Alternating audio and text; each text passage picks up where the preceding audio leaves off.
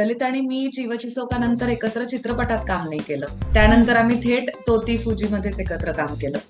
तर चित्रपटात आमची जी पात्रही आहेत तीही 7 वर्षांनी पुन्हा नव्याने भेटतात. तर जशी आमची पात्र 7 वर्षानंतर पुन्हा भेटली तसेच ललित आणि मी जीवचिसोकानंतर पुन्हा माणसं म्हणून, कलाकार म्हणून पुन्हा नव्याने एकमेकांना भेटलो. काहीही समोर आलं की आधी विक्रम काकांची आठवण होते की ओके, he's with us. म्हणजे I think that is something amazing about being an artist. So Mumbai तरुण भारतमध्ये तुझं खूप खूप स्वागत.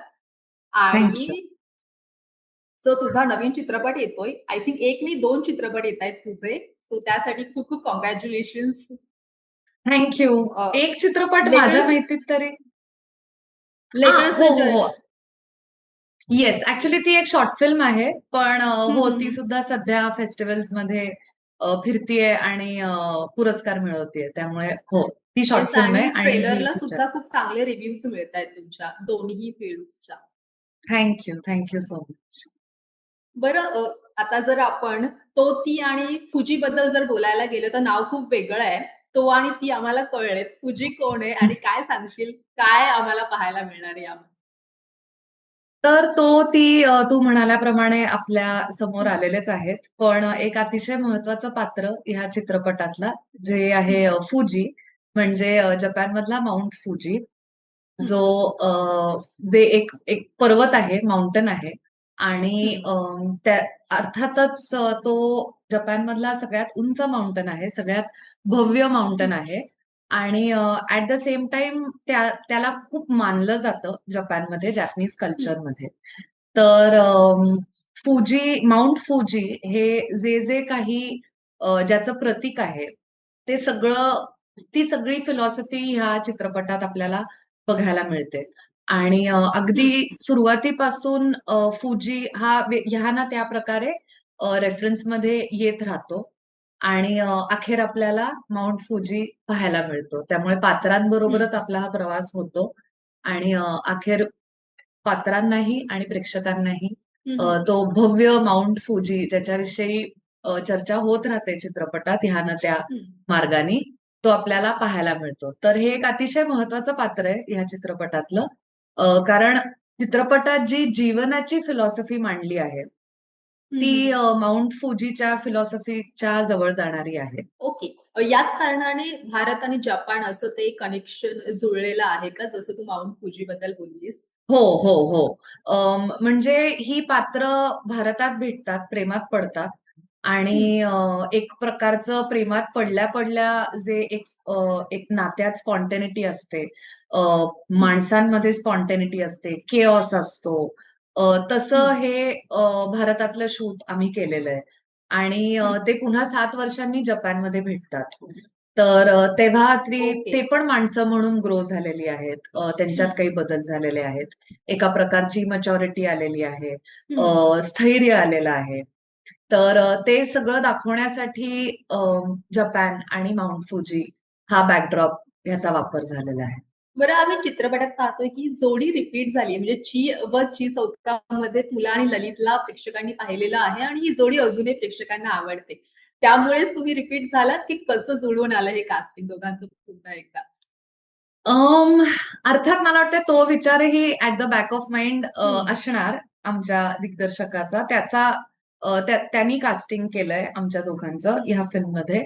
आणि अनेक योगायोगही आहेत ह्या चित्रपटाशी निगडीत आणि ललित आणि माझ्या हं, जोडीशी निगडीत सुद्धा. म्हणजे हं, आम्ही जेव्हा चिव चिचोका हा सिनेमा केला तेव्हाही आम्ही आत्ताच्या काळातल्या रिलेशनशिप्स म्हणजे रोमॅन्टिक हं, रिलेशनशिप्स वरती भाष्य करू पाहणारा चित्रपट केला होता. हं, आणि तो प्रेक्षकांना खूप आवडला होता. तो प्रयोग होता एका अर्थाने.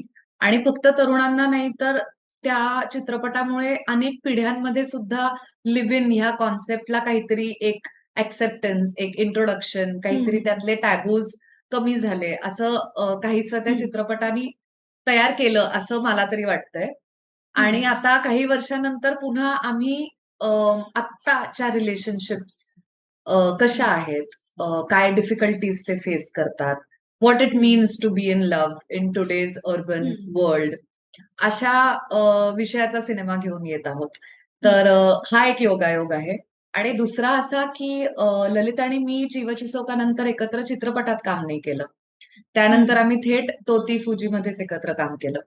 हं, तर चित्रपटात आमची जी पात्रही आहेत, तीही 7 वर्षांनी पुन्हा नव्याने भेटतात. तर जशी आमची पात्र 7 वर्षानंतर पुन्हा भेटली, तसेच हं, ललित आणि मी चिवचिसोकानंतर पुन्हा अ, माणसं म्हणून, कलाकार म्हणून पुन्हा नव्याने एकमेकांना भेटलो. आणि ह्या हं, चित्रपटाच्या प्रोसेसमधनं आम्ही पुन्हा नव्याने एकमेकांची कला, म्हणजे हं, काय ग्रोथ झालीये, काय फरक पडलाय एवढ्या वर्षात, हं. हे सगळं आम्ही ललित आणि मृण्मयी म्हणून सुद्धा एक्सप्लोर करू शकलो. आणि त्याच वेळी चित्रपटात ती पात्र सुद्धा तेच एक्सप्लोर करू पाहत होती. तर असे काही छान योगायोगही आहेत ह्या कास्टिंगशी निगडीत. बरं, जसं आता तू रिलेशनशिप्स बद्दल म्हणालीस, की आत्ताच्या काळातलं रिलेशनशिप तुम्ही चित्रपटातनं मांडलेलं आहे. तर ट्रेलरमधून आम्हाला जेवढं कळतंय, की एक लव्ही-डव्ही काही फेज आहे आणि त्याच्यानंतर एक ट्विस्ट येतो आणि नंतर दोघे जण भेटतात. सो आत्ताच्या रिलेशनशिप्सकडे, आत्ताचा जो बदलता काळ आहे, त्याच्याकडे तू कसं पाहतेस एक पर्सनल आयुष्यात? अं, म्हणजे काय म्हणूयात, इतकं सोपं नाहीये. आणि आपल्याला हं, जे एक रोजी लव्ही-डव्ही पिक्चर जे आपण मोठं होताना पाहिलंय म्हणजे करण हं, जोहरचे सिनेमे असतील, शाहरुख खानचे हं, सिनेमे असतील, ज्याच्यात बऱ्यापैकी सगळं आपल्याला हनीमून फेज मधलंच बघायला मिळतं. जिथे गाणी हं, असतात आणि गुलाबी थंडी असते आणि उडणाऱ्या हं, साड्या असतात. तर तेवढंच नसतं. ते असतं, हं, पण तेवढंच नसतं, असंच मलाही वाटतं. रिलेशनशिप्स विषयी.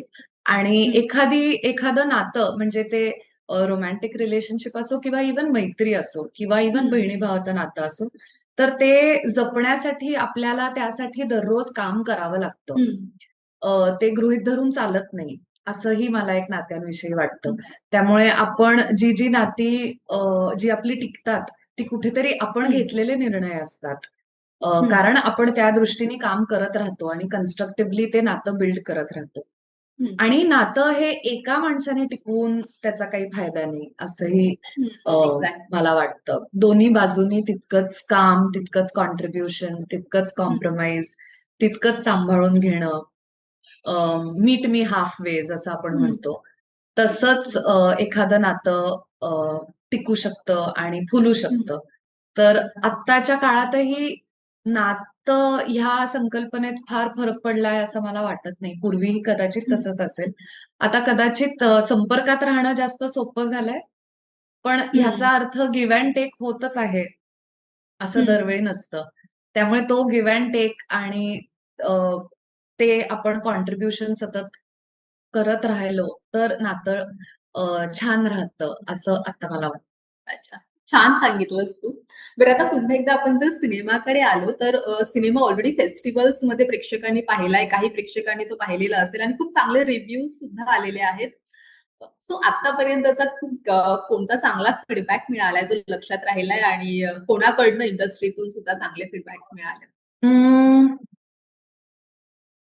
प्रेक्षकांच्या फीडबॅक विषयी सांगितलं तर पुणे फिल्म फेस्टिव्हलमध्ये जेव्हा हं, तो चित्रपट प्रदर्शित झाला, तेव्हा सगळ्यात मोठा आणि महत्वाचा फीडबॅक आमच्यासाठी हा होता, की प्रत्येकाला तो सिनेमा भिडला. आणि हं, प्रत्येकाला सतत हा प्रश्न पडत राहिला, की नातं एका पॉइंटला म्हणजे आपल्याला दिसतं ट्रेलरमध्येही, की ते असं हं, काहीतरी खराब होत जातं. मग ते एकाचं दुसऱ्याला, दुसऱ्याचं तिसऱ्याला असं हं, होत असा एक डॉमिनो इफेक्ट होऊन ते डिस्ट्रक्ट होऊ लागतं. जे सुद्धा हं, आपण आयुष्यात अनुभवतो अनेक नात्यांमध्ये. हं, तर पण प्रेक्षकांमध्ये चित्रपटानंतर हीच चर्चा मी पाहिली किंवा ऐकली, की ह्याचं चुकलं की तिचं चुकलं. ह्याचं हे बरोबर आहे की तिचं हे बरोबर आहे. तर हं, त्यांनाही धड कुणा एकाची बाजू नाही घेता येत. आणि हं, त्यांनाही असं साफ म्हणता येत नाही की हा चुकीचा आहे किंवा ही चुकीची आहे किंवा हे जे केलं ते चुकीचं आहे. तर तो फीडबॅक माझ्यासाठी सगळ्यात महत्वाचा आहे. कारण अ, एरवी आयुष्यात असंच असतं. सगळं चूक आणि बरोबर ह्यात आपल्याला डिव्हाईड करता येत नाही. ब्लॅक एंड व्हाईटमध्ये डिव्हाईड करता येत नाही. आणि तशीच ही पात्र आहेत. अतिशय खरी पात्र आहेत. ह्याचा अर्थ ती वाईट माणसं आहेत का किंवा हं, चांगलीच माणसं आहेत का असं नाहीये. माणूस माणूस आहे. हं, आणि हं, तशी ही हाडामासाची म्हणजे मी भारताच्या शेड्यूलमध्ये मेकअपही केला नाहीये. त्यामुळे अतिशय हं, जवळची वाटणारी पात्र आहेत.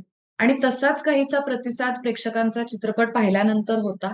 जे खूप हं, जे खूप महत्वाचं आहे. म्हणजे आवडला, मज्जा आली. ह्या पलीकडे जाऊन त्या पात्रांना डिफेंड करणं, त्यावरती चर्चा करणं, त्यावरती काही हं, प्रमाणात डिबेट्स होणं, अ, हं. ह्याचा अर्थ तो चित्रपट आणि ती पात्र त्यांना कुठेतरी भिडली आणि त्यांच्याबरोबर राहिली असं वाटणारा फीडबॅक आहे. तर हा सगळ्यात मोठा फीडबॅक आहे सो फार. ओके. बरं तुझ्या पात्रांविषयी जर बोलायला गेलं ना, तर तू खूप वेगवेगळ्या भूमिका केलेल्या आहेस. आता जर तिघीमध्ये तुझी आईची भूमिका होती किंवा याच्या आधी ची चोखा असेल किंवा काही वेब सीरीज केल्यात. सो तू खूप वेगळ्या पद्धतीच्या भूमिका निवडतेस. सो भूमिका निवडताना तुझं काय असतं पर्सनल एक काय म्हणू शकतो आपण ओपिनियन की कशा प्रकारची भूमिका आपल्याला करायची? कारण खूप मोजक्या भूमिकांमधनं आम्ही तुला पाहतो, पण त्या वेगळ्या असतात. अर्थात म्हणजे ॲक्टर म्हणून वेगवेगळ्या भूमिका करायला मिळणं हेच सगळ्यात मोठं काय म्हणूयात महत्वाचा भाग आहे ॲक्टर असण्याचा, हं, की एका आयुष्यात आपण वेगवेगळी आयुष्य जगून हं, पाहतो. त्यामुळे त्यात वैविध्य असावं अर्थात असं मला कायमच वाटतं. हं, त्याचबरोबर माणसं कुठली जोडली गेली आहेत कुठल्या प्रोजेक्टशी ते हं, पण खूप महत्वाचं असतं. कारण शेवटी ॲक्टर स्पेशली स्क्रीनवरती मी माझ्या बाजूने कुठल्याही प्रकारे प्रयत्न केला किंवा कितीही प्रयत्न केला, हं, तरी मी एकटी एक गोष्ट मांडू शकत नाही. हं, त्यासाठी संपूर्ण टीमचं कॉन्ट्रिब्युशन एकाच प्लेनवरती असणं गरजेचं असतं. एकाच दिशेने हं, असणं गरजेचं असतं. त्यामुळे जी माणसं जोडली गेली असतात प्रोजेक्टमध्ये ती खूप महत्वाची असतात. दिग्दर्शक, लेखक कारण शेवटी आपल्याला लेखकाचे शब्द बोलायचे असतात. अ, दिग्दर्शकाचे विचार हं, मांडायचे असतात.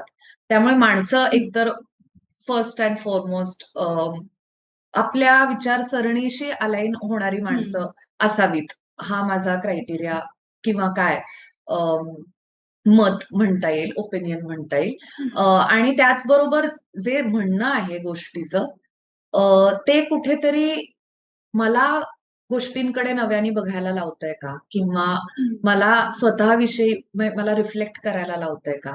किंवा नव्याने हं, विचार करायला लावतंय का? हलवून टाकतंय का मला? आणि ॲक्टर म्हणून हं, एक्साईट करतंय का? हे खूप वाटू शकेल, पण जेव्हा ते असतं तेव्हा ते असतं आणि ते आपल्याला पटकन समजून जातं, की बाबा ह्याच्यात काहीतरी गंमत आहे. आणि त्याचबरोबर मला असं वाटतं, की मी कसं गेज करू, की प्रेक्षकांना काय इंटरेस्टिंग वाटेल? द हं, maximum I can do is ते मला एक्साइटिंग वाटतंय का? मला इंटरेस्टिंग वाटतंय का? जर तसं असेल तर शक्यता जास्त आहे, की ते प्रेक्षकांनाही इंटरेस्टिंग वाटेल. प्रेक्षकांनाही अनकम्फर्टेबल करेल. एका मंडेन हं, आयुष्यातून बाहेर काढून विचार करायला भाग पडेल. तर हं. अशा प्रकारे साधारण मी भूमिका निवडण्याचा प्रयत्न करते. ओके. खूप छान. बरं आता तुझा लेटर्सचा जर्नी सुद्धा येतोय आणि त्यामध्ये तू विक्रम सरांसोबत काम केलंय. सो विक्रम सर आता आपल्यात नाहीयेत अनफॉर्च्युनेटली. पण त्यांच्यासोबतची एखादी मेमरी आहे जी आम्हाला ऐकायला आवडेल तुझ्याकडनं? तर आम्ही या शॉर्ट फिल्मसाठी 2च दिवस एकत्र काम केलं हं, ॲक्चुअली. पण असं होतं की ते 2 दिवस फक्त आम्ही दोघंच कलाकार तिथे उपस्थित होतो. हं, आणि म्हणजे पुन्हा त्या गोष्टीतही असं होतं की मी माझ्या एका आजोबांच्या मित्राला भेटायला जाते हं, आणि त्यांच्याबरोबर गप्पा मारते, त्यांच्याबरोबर जेवते. हं, ते मला त्यांची वाडी दाखवतात. आणि तसंच काहीसं माझा आणि विक्रम काकांचा हं, दिवस गेला, जे फारच प्रेशियस आहे. आणि त्यानंतर त्यांनी असं काही खूप विशेष शूटिंग केलं असं मला वाटत नाहीये. त्यामुळे हं, ते इतकं स्पेशल आहे, की मला तो त्यांच्याबरोबर वेळ घालवता आला. हं, त्यांना काम करताना बघता आलं आणि ॲक्टर्सना काम करताना पाहणं हे एका ॲक्टरसाठी तर एक्साइटिंग असतंच. हं, पण जेव्हा ते असे लेजेंड्स असतात, तेव्हा मला असं वाटतं, की सगळ्यांसाठीच इट इस मेस्मरायझिंग, की ते कसे रोलमध्ये हं, शिरतात, ते कशी वाक्य घेतात, ते कसे पॉजेस घेतात. तर ती सगळी प्रोसेस मला त्यांच्याबरोबर अनुभवता आली. त्यांच्याबरोबर हं, गप्पा मारता आल्या. खरंच आम्ही एकत्र बसून जेवलो. खरंच त्या वाडीतनं फिरलो आणि तेव्हा अचानक पाऊस पडायला लागला. मग आम्ही छत्र्या घेतल्या. मग त्या छत्र्या सुद्धा सांभाळत, की काही कव्हर होत नाहीये, साउंड जात नाहीये, हं, असं काय-काय आणि त्यांच्याकडनं या सगळ्या त्यांनी इतकं काम केलंय. की हं, छोट्या हं, छोट्या गोष्टी सुद्धा कशा मॅनेज करायच्या किंवा अचानक घडणाऱ्या गोष्टींना कसं रिस्पॉन्ड करायचं हे मला हं, हं. त्यांच्याकडनं फर्स्ट हँड बघायला मिळालं आणि शिकायला मिळालं. त्यामुळे खूपच स्पेशल आहे आणि त्यामुळे ही शॉर्ट फिल्म आता त्याचं काहीही समोर आलं की आधी विक्रम काकांची आठवण होते की हं, okay he is with us. म्हणजे I think that is something amazing about being an artist की हं, तुम्ही कायम राहता लोकांबरोबर आणि हं. लोकांच्या मनात. उलटबाई आता तू वेब सिरीज असेल, चित्रपट असेल, हा OTT वाला सिनेमा आहे किंवा इतर आता तू हिंदीत सुद्धा काम करतेस. सो प्रेक्षकांना तुझ्याकडनं अजून काय नवीन पाहायला मिळणार आहे या वर्षभरात? ऑलरेडी 2 सिनेमांमधनं यावर्षी आम्ही तुला पाहतोय. अजून काय पाहायला मिळणार आहे? बापरे! असं आता मला काही सांगता येणार नाही. आहेत अजून आहेत काही कामं आहेत. एक्साइटिंग आहेत हं, आणि मी सुद्धा सतत काहीतरी नवनवीन इंटरेस्टिंग, एक्साइटिंग घेऊन येण्याचा प्रयत्न करत हं, असते. त्यामुळे काही कामं चालू आहेत. अ, अजून काही हं, एक्साइटिंग कामांची तयारी चालू आहे आणि हं, अर्थातच शोध हा कायमच चालू असतो. हं, त्यामुळे तोही चालू आहे. पण येत राहणार. मी काहीतरी अ, दरवेळी गमतीशीर घेऊनच प्रेक्षकांना भेटायला हं. येत राहणार. एवढं नक्की. येस आणि तो ती आणि फुजीची सुद्धा सुरुवात मला असं वाटते काही वर्षांपूर्वी झाली होती. सिनेमा आत्ता आपल्या प्रेक्षकांसमोर येतोय.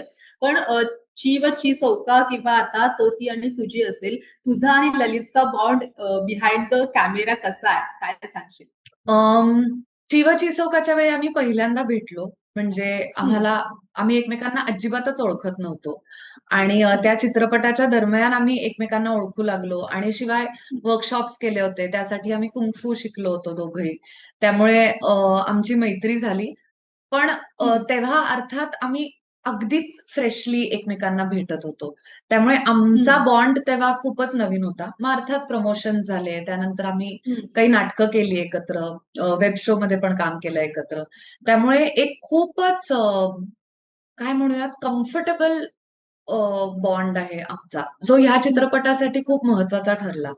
कारण कधी-कधी एक नातं आहे, हे वाक्यांमध्ये बोलून चालत नाही.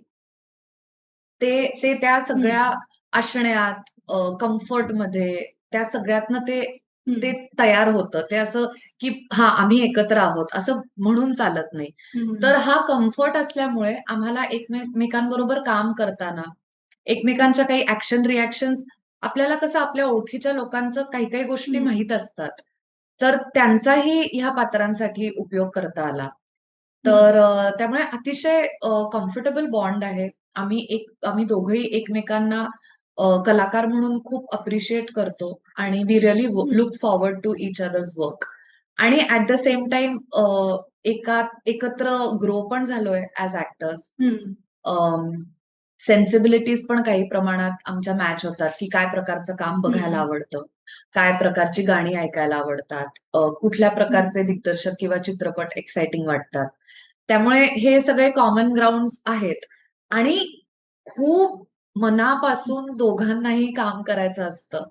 त्यामुळे तिथून कधीच आम्ही डिव्हिएट होत नाही. हे आमच्यात कॉमन आहे, जे खूप उपयोगी पडतं एकत्र काम करताना. त्यामुळे it's a very special bond that I think हं. We both value. Yeah. Yes. आता जर तुझ्या फॅमिली विषयी बोलायला गेलं तर सगळेजण फिल्म इंडस्ट्रीमध्ये आहेत. सो जेव्हा तुझं कोणतंही काम येतं तेव्हा फॅमिलीतून तुला सर्वात पहिलं अप्रिशिएशन कोणाकडनं मिळतं किंवा खूप जास्त मोटिवेशन कोणाकडनं जास्त मिळतं? माझी आई, मी असं कायम म्हणते, ही काय म्हणूयात, ती खूप जास्त बायस्ड आहे. पहिलं अप्रिसिएशन तिच्याकडून मिळतं. दरवेळीच बायस्ड असतं असं नाही, पण ती माझी आई आहे. आणि तिला मला पडद्यावरती पाहायला खूप आवडतं. ती पुन्हा-पुन्हा पाहते माझे सिनेमे आणि अर्थात माझ्या भावाचे पण, माझ्या वहिनीचे पण. तर ती एक दिलखुलास अप्रिशिएट करते. आणि ती बाकी सगळ्यांच्या वतीने आम्हाला अप्रिशिएट करते. त्यामुळे बाकी जे आम्ही सगळे आहोत, आम्ही सगळे जास्त एकमेकांना क्रिटिसाइज करण्यात वेळ घालवतो. त्यामुळे हं, माझा भाऊ असेल सुहृद किंवा गिरिजा असेल. गिरिजा आणि माझी तर खूपच वेगळी संभाषणं होतात कारण आम्ही दोघीही ॲक्टर्स आहोत. आम्ही दोघीही त्याच गोष्टींना सामोरं जात असतो. हं, त्यामुळे आम्ही एकमेकींना समजूनही खूप घेतो हं. आणि एकमेकींना मोटिव्हेट सुद्धा खूप करतो. भाऊ आणि वडील हे जास्तीत जास्त क्रिटिसाइज करतात आणि जे अतिशय वेलकम आहे. कारण त्याशिवाय अ, वाढ कशी होणार आणि दुसऱ्या म्हणजे दुसरे दृष्टिकोन कसे आपल्याला बघायला मिळणार, तिथून बघायला मिळणार. त्यामुळे हं. आई आई अप्रिशिएट करते आणि भाऊ आणि वडील क्रिटिसाइज करून बॅलन्स आउट करून टाकतात. खूप छान आणि अर्थातच तो फॅमिलीचा तो सपोर्टच असतो एक प्रकारे. येस. सो आता सिनेमा येतोय 10 तारखेला. शेवटचं प्रेक्षकांना काय सांगशील?